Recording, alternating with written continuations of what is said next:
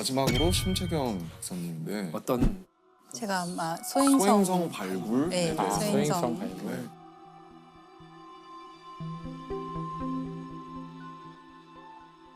소행성이 뭐 보통은 대개는 그냥 평범한 암석들인데 어떤 소행성은 얘가 이제 어떻게 만들어졌느냐에 따라서 금속이 많이 들어있는 소행성도 있어요. 만약에 그 금속들 중에 지구에서 굉장히 비싼 금속들이 좀 거기 많이 있다면 거기서 그 금속을 가지고 지구로 돌아오는 비용이 더 쌀 수도 있는 거예요. 네. 어떤 금속이나 어떤 광물은 굉장히 비싸잖아요. 그렇죠.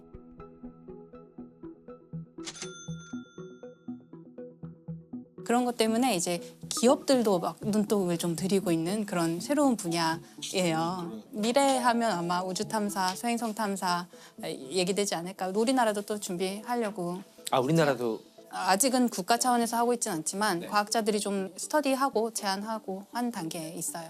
박사님 이게 지금 좀 전에 뭐 우주에서 정착촌 같은 것도 또 세울 수 있는 것 같고.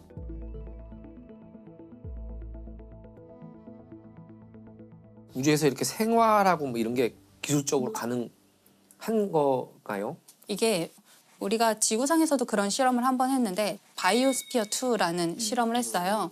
우리말로 번역을 하면 생물권 2호인 거예요. 생물권이라는 거는 지구상에 있는 생명체들을 이제 통틀어서 생물권이라고 부르거든요. 뭐 직권, 수권, 대기권.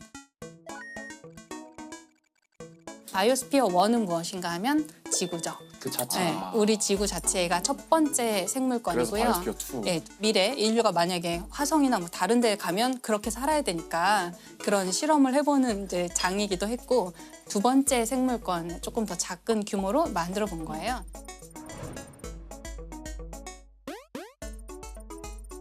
아주 커다란 공간을 완전히 밀폐된 공간을 만든 거예요. 그 안에 열대 우림도 만들고 사막도 만들고 작은 바다도 만들고 그 지구상에 있는 온갖 식물이랑 동물이랑 뭐 지형 이런 거를 다 거기다가 미니어처처럼 꾸며놨어요. 그리고 그 안에 들어가서 과학자 8명이 들어가서 2년 동안 살아보는 거예요. 첫 한 해에는 농사가 잘 안 돼가지고 왜냐하면 들어가신 분들이 다 과학자인데 그러니까. 농업 경험이 농업은 없으신 또, 거예요.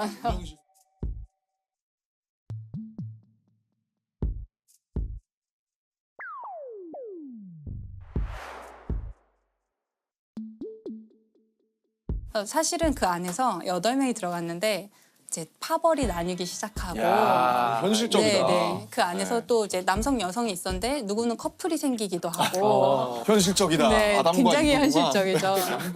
독립된 공간에 이렇게 격리돼 있을 때 겪을 수 있는 모든 일을 현실적인 네, 파벌이다. 다 겪고 이제 나온 거죠.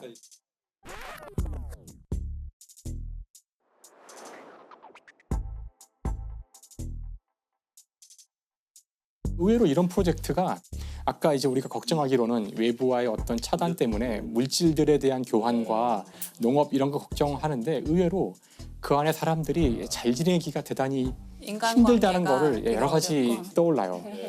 그래서 그 되게 재밌는 이야기를 들었는데 우주정거장이나 달이나 화성에 인류를 보내게 된다면 보내는 일을 누가 해야 되느냐?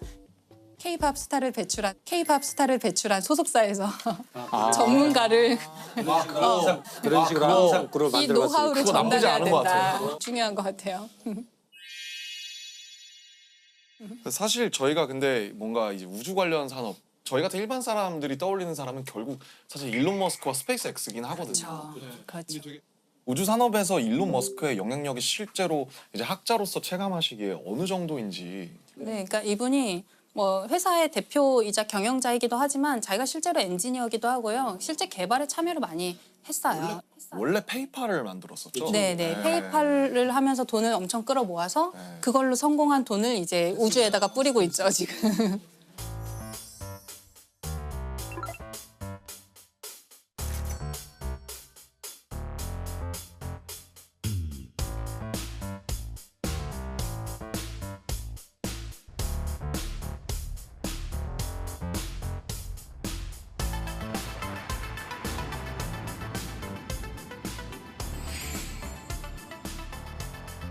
듣기로는 위성을 3,000개를 쏘아 올렸다. 예, 뭐 한 번에 막 수십 개씩 계속 쏴가지고요. 아, 그렇게 많이 돈이 많나?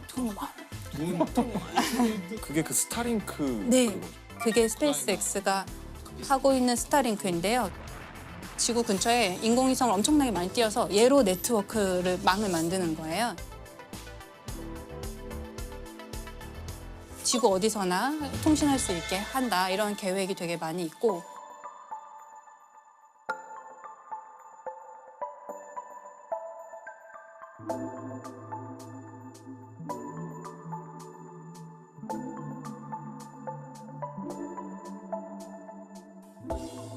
사실 정말 궁금했던 게 인공위성을 스페이스X에서만 쏘아 올린 게 3,000개가 된다고 하잖아요.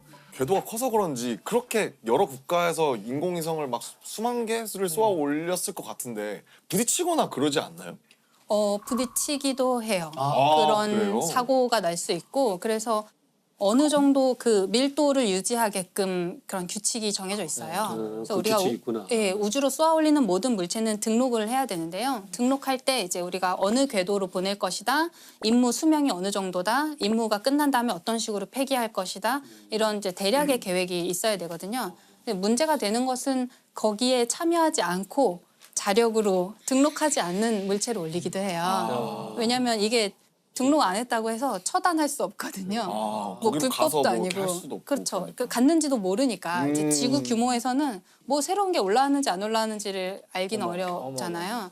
그래서 거기에 이제 참여하지 않으면 그런 미확인 비행 물체들이 정말 근데 네. 진짜 최근에 뭐 이렇게 기사 보니까 우크라이나 전에 전쟁에 있어서 그것들의 정보를 제공하거나 예, 이런 위성들을 우리가 이제 파괴하겠다. 그러면 만약에 거기서 쐈다.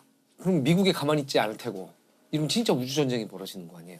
그래서 그 상대방 국가의 인공위성을 요격하는 기술을 이제 많이 개발하고 있는데 큰일 났다. 큰일 났어. 역시. 스타워즈라 그러죠. 그러니까 옛날에. 스타워즈네. 그거를 처음에 실험을 해야 되는데 우리가 실험을 남의 나라 위성을 진짜 요격하는 실험을 할 수는 없잖아요. 그러면 그래서 전쟁 나니까. 자국의 오래된 위성, 폐기해야 되는 위성을 자기가 격추하는 그러다 실험을 해요. 잘못 격추하면 할 수도 있고. 자기네가 이제 실험적으로 격추를 했다. 폐기에 대해서 격추를 하면은 완전히 다 없어지는 게 아니잖아요. 사실은 그래요. 파편들 쓰는 끼. 맞아요.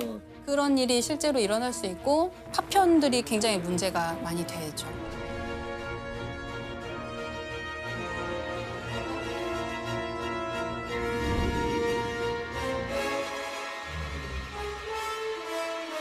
실제로 민가에 떨어져가지고 그러니까 그게 떨어질 수도 있는 거죠. 떨어질 수도 있어요. 대개는 이제 바다로 떨어지게 통제를 하는데요. 애초에 통제가 잘 안 되는 고장난 뭐 이런 경우에는 어디로 떨어질지 통제하기 어렵죠. 자, 그러면은 되게 저는 생소한 말이었는데 일론 머스크가 인류를 뭐 다행성 종족으로 만들겠다라고 네. 선언을 했다는데 그게 이제 일론 머스크 같은 큰 사람이 얘기를 하면 일파만파 전파가 되니까 그런 건데 그렇죠. 일단 트위터를 인수하셨으니까. 네.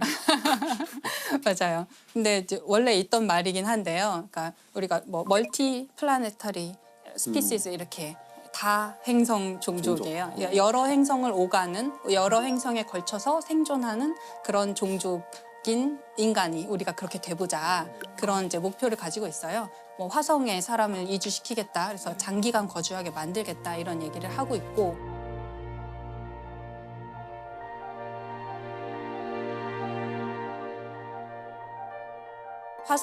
인류를 화성에 보내겠다는 계획을 제안하는 곳은 꽤 있었는데 그중에 가장 잘하고 있고 가장 잘 살아남아 있고 진짜 할 것 같은 데가 스페이스X예요. 그렇구나. 일론 머스크가 50년 내에 화성에 정착촌을 세우겠다. 네. 그게 가능성이 50년 어느 정도 되는 거라고 보세요? 50년은 좀 도전적인 목표일 것 같긴 한데요. 예를 들어서 스페이스X가 제안하고 있는 개념 중에 우주에서 주유하는 게 있어요. 주유요? 네, 기름을 넣는 거예요. 기름 넣는 네. 거. 왜냐하면 멀리 가려면 또 방향을 많이 바꾸려면 연료가 많이 필요한데 연료는 무겁잖아요. 그게 기름이에요? 우주선 연료도? 네, 등유를 쓰기도 하고 고체 연료를 요즘에 쓰기도 하고 아무튼 그런 이제 우주 공간에서 막 돌아다니려면 연료가 있어야 되는데 연료가 무겁잖아요. 네. 그 무거운 거를 우주로 쏘아 보내려면 또 연료가 많이 필요해요. 그렇군요. 그러면 또 연료를 많이 주면 또 무거워요. 이게 이제 로켓 방정식의 저주라고 사람들이 얘기하는 로켓 공식인데 방정식의 저주. 네, 지구를 탈출하기 위해서 드는 연료와 에너지량을 계산하는 건데요. 연료를 많이 싣고 가고 싶은데 그러면 연료가 또 필요하고 이거예요. 그래서 어디선가 타협점을 어디선가 찾아야 되는데 스페이스 X 같은 데서 제안하는 거는 일단 띄워요. 일단 해서 우주공간 띄워놓고 기름만 가지고 있는 연료만 가지고 있는 우주선을 또 띄워서 우주공간에서 도킹을 시켜서 급유를 하는 거예요. 그래서 주유를 해주고 얘는 다시 지구로 돌아오고 그럼 얘는 우주공간에서 이제 더 멀리 갈 수 있는 에너지를 다시 갖게 되잖아요. 미 공군이 사용하는 공중급유기를 우주에서 하겠다는 거죠. 네, 그걸 이제 좀 더 큰 규모로 하려고 하는 거죠. 그래야지 화성까지 가서 화성에서 착륙했다가 뭐 만약에 필요하면 화성에서 다시 돌아올 수도 있고 또 다르게 접근하는 데도 있는데요. 예, 아랍에미리트 연합이라는 이게 나라가 돈이 많아서 그런가요? 그렇죠. 그렇겠죠. 네. 일단 자본이 뭐 네, 거기는 이제 석유로 자본을 많이 가진 나라고 그런데 석유가 한계가 있잖아요. 그렇겠죠. 언젠가는 바닥 날 거란 말이에요. 그러면 석유를 가지고 경제를 부흥시킨 이 나라는 다음 단계를 이제 미리 대비를 해야 돼요. 그것은 개인 과학자의 차원이 아니라 어쩌면 국가 차원의 미래를 위한 대비일 수도 있겠어요. 이 아랍에미리트가 화성에 2117년까지 도시를 만들겠다. 2117년. 네, 2117년까지 이제 그 계획을 2017년에 발표하면서 100년 100년 후에 안에. 하겠다라고 한 건데요.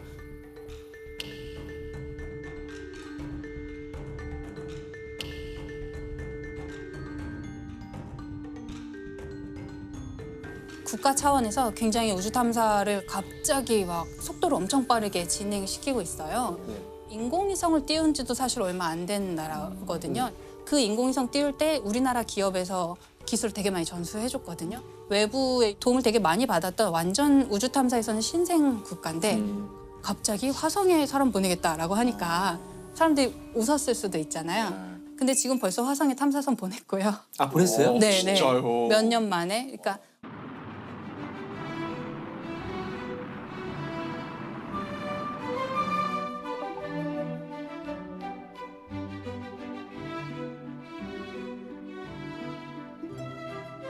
원래는 어떤 한 국가가 열심히 준비를 해서 화성 탐사선 정도 보내려면 한 10몇 년 정도 준비를 해요. 개발 기간.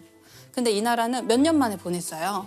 모든 걸 국산화하겠다 이런 전략이 아니고 외부에서 도움을 받을 수 있는 건 다 받겠다. 받아서. 이런 전략을 좀 선택한 것 같아요. 왜냐하면 여기는 우주 탐사를 잘하는 것도 목표지만 화성에 가야 된다는 실제적인 목표가 있기 때문에 첨단 과학부라는 이제 정부 조직이 있는데 거기 장관이 사라 알 아미리라는 장관님이 장관도 하시고 화성에 간 그 아말 프로젝트의 담당자기도 해요. 그래서 자기가 실제로 공학자기도 하고 교육에도 굉장히 관심을 많이 가져서 화성 탐사, 뭐 우주 탐사 이런 걸 하면서 그거에 대한 내용을 교육에 아이들 학교에서 굉장히 많이 가르치게 바꿨다고 하더라고요. 교육 과정을 바꿔서 우주 탐사가 당연한 거야라고 가르치는 교과서를 배우고 자라는 아이들은 우리랑 세대가 완전히 달라지는 그러겠어요. 사고 방식이 달라지는 거죠. 그러면 사실 그 다행성 종족이라는 게 현실적으로 가능할까요? 제 세대에서는 가는 거는 가능도 할 것 같아요. 네. 근데 가서 장기적으로 존재하느냐 그리고 또 가서 번식을 하고 다음 세대까지 살 수 있게 하느냐 그거는 조금 더 먼 미래가 아닐까 싶은데요. 되게 재밌는 게 그거를 우리나라 외교부에서 연구를 한 적이 있어요. 그래요? 네. 근데 왜 외교부죠, 근데? 그게? 그 되게 중요한 지적이신데요. 오, 왜 외교부죠? 외교부에서 이제 전문가에게 연구 용역을 준 거예요. 어떤 연구를 하냐면 예를 들어서 한 100년 정도 후 뭐 화성에 사람이 살 수 있고 오래 거주할 수 있는 환경이 된다고 치면 그때의 정치, 국제사회 관계, 지구와 화성 사회의 관계는 어떠할까?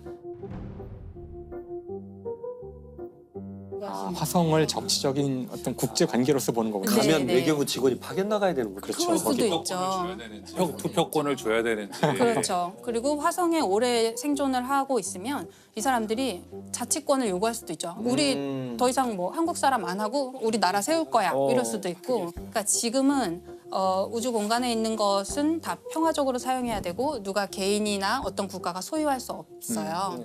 그런데 최근에 바뀐 게 미국 정부에서는 달에서 흙을 얼마쯤 가져오면 그게 뭐 그람당 얼마 이런 식으로 해서 팔 수 있게 해주겠다. 국가가 이건 사주겠다. 민간 기업한테 약간 장려하는 느낌인데요. 그렇죠. 그래서 달 좀 가서 파와라 네, 이런 네. 느낌인데. 그러면 다 미국 정부의 입맛에 맞게 탐사를 하려고 그렇죠. 하겠죠. 그리고 나중에 미래에는 정말 우리가 정착촌이 형성된다면 그 뭐 땅은 모두의 땅이지만 그 기지는 우리 거야라든지 기지 안에 있는 뭐 바닥에 깔아놓은 매트 우리 거니까 밟지 마라든지 다른 형태의 소유권을 주장할 수도 지금 있죠. 남극이 그렇지 않나요? 남극도 네, 남극도 소유 못하죠. 근데 소유는 못해요. 기지는 자기 거인 거죠.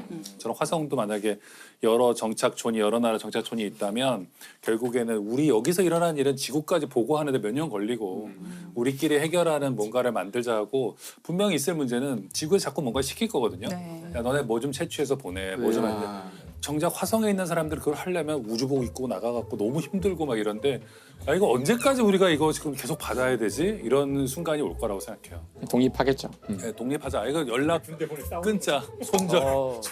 야. 그죠. 이걸 누가 했냐면 그런 게 이제 국제 정치나 이런 거를 연구해 본 경험이 있는 사람들이 네. 잘할 수 있는 거죠. 그걸 전공하셔서 석사를 받으시고 SF 소설을 쓰고 있는 배명훈 작가님이 그걸 했어요. 정말 완전 적격자였죠. 이제 SF 소설가라서 이런 화성 환경 잘 아시고 또 국제 정치 너무 잘 아시고 전문가니까 사실 미래를 가장 많이 생각한 사람들이 SF 작가예요. 맞아요. 그래서 사실 미래를 알고 싶으신 분들은 SF를 보면 되거든요. 맞아요. 책을 보면 돼요. 책을 보면 지금 오늘 우리가 한 모든 이야기에 대한 모든 가능성, 여러 가지 가능성들을 이미 다 생각해서 글로 써놨고 심지어는 이야기하지 않은 것도 다 쓰여 있거든요. 맞아요. 네. 아마 그것이 우리가 미래를 시뮬레이트하는 가장 좋은 방법이 뭐 해보는 것보다 SF 소설을 보는 거죠. 그런 게 되게 허무맹랑해 보이잖아요. 지금 우리 이 2022년에 웬 화성의 정치를 얘기하는데 그것이 현실이 될 수도 있겠죠. 이제 제 세대는 아닐 수도 있겠지만 근데 정말 중요하다고 생각을 해요. 사실 우리가 말하는 민주주의 같은 것도 이게 따지고 들어가면은 이게 1700년대 초반에 철학자들이 그냥 상상한 거잖아요. 결국은 이게 세상이 바뀌면서 지금 와서는 우리가 그 사람들의 철학이 뭐 민주주의의 시초가 됐다고 이야기하고 미국이 처음에 삼권 분립 얘기하고 뭐 헌법을 만들어야 되고 이런 얘기할 때 당시는 다 이론들이었는데 네. 이제는 실현이 됐고. 이게 당연한 이제 우리의 상식이 됐지만 시작할 때는 상식이 다 아니었거든요. 아니었죠. 맞아요. 그러니까 아마 배명훈 작가가 진짜 먼 미래에 언젠가는 우린 다 모르고 있지만 우리 후손들은 배명훈이라는 사람의 이름을 다 외우면서 그럴 수도 이분이 화성으로 우리가 갔을 선구적인- 때 정치적인 문제를 처음으로 한국인으로서 했던 분이라고 이름 외울지도 몰라요. 1번 네. 배명훈, 2번 해가지고 시험 문제 날지도 몰라. 근데 실은 그걸 연구하다 보면 현재 우리의 문제를 어떻게 풀어가는 가 그것이 또 답이 나오거든요. 네, 그렇죠, 그렇죠. 그럴 수 있어요.